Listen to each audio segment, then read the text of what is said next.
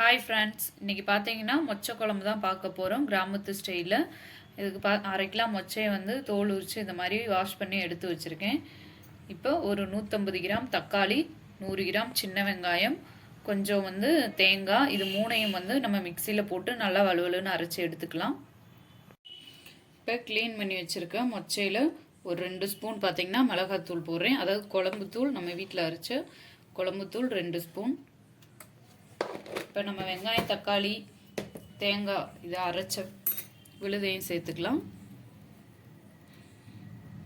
கொஞ்சம் தண்ணி ஊற்றி கலந்துக்குவோம். இப்போ அது கூட 100 கிராம் சின்ன வெங்காயம் சின்னதாக கட் பண்ணி வச்சுருக்கேன், அதையும் சேர்த்துக்கலாம். சின்ன வெங்காயம் சேருங்க, அப்போ தான் டேஸ்ட்டு நல்லாயிருக்கும். இப்போ தேவையான அளவு உப்பு, கல்லுப்பு சேர்த்துருக்கேன். நான் இன்னும் கொஞ்சம் தண்ணி ஆட் பண்ணிக்கிறேன். கொஞ்சம் தண்ணி சேர்த்துட்டு இதை நல்லா மசாலா எல்லாத்தையுமே பார்த்தீங்கன்னா இந்த மாதிரி கையில் பிசைஞ்சு விடுங்க. இந்த மாதிரி கட்டி இல்லாமல் கரைச்சிக்கலாம். இப்போ இன்னும் கொஞ்சம் தண்ணி சேர்த்துப்போம். நம்ம இப்போ ஸ்டவ் ஆன் பண்ணிடலாம்.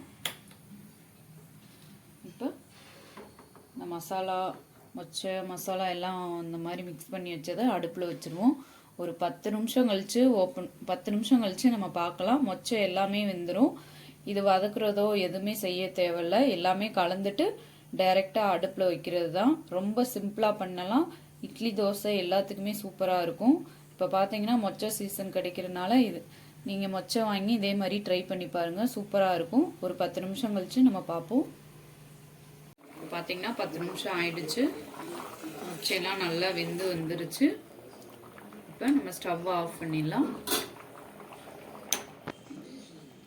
இப்போ பார்த்தீங்கன்னா குழம்புக்கு தாளிச்சிடலாம். நான் ஒரு ஸ்பூன் பார்த்தீங்கன்னா நல்லெண்ணெய் சேர்த்துருக்கேன். இப்போ ஒரு 1/2 ஸ்பூன் கடுகு உளுந்து நல்லா பொரிஞ்சு வரட்டும்.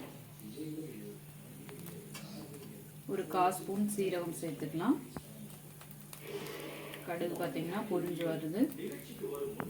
இப்போ ஒரு 1/4 ஸ்பூன் பார்த்தீங்கன்னா சீரகம் சேர்த்துக்கலாம்.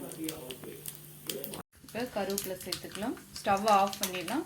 கருவேப்பிலை ஒரு 1/4 ஸ்பூன் பார்த்தீங்கன்னா பெருங்காயம்.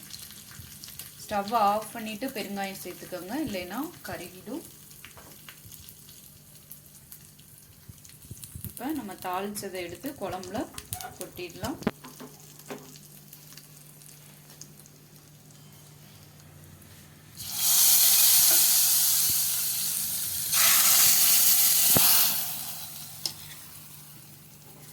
கட் பண்ணி வச்சிருக்க மல்லி இலையும் சேர்த்துப்போம்.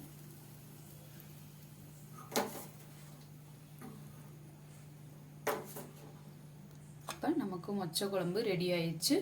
நீங்களும் வீட்டில் இதே மாதிரி ட்ரை பண்ணி பாருங்கள். தோசை, இட்லி, சப்பாத்தி, ரைஸ் எல்லாத்துக்குமே சூப்பராக இருக்கும். ட்ரை பண்ணி பார்த்துட்டு எப்படி இருக்குன்னு எனக்கு கமெண்ட் பண்ணுங்கள் ஃப்ரெண்ட்ஸ். உங்களுக்கு இந்த வீடியோ பிடிச்சிருந்துச்சுன்னா லைக் பண்ணுங்கள், ஷேர் பண்ணுங்கள், சப்ஸ்கிரைப் பண்ண மறந்துடாதீங்க. Bye friends, thank you.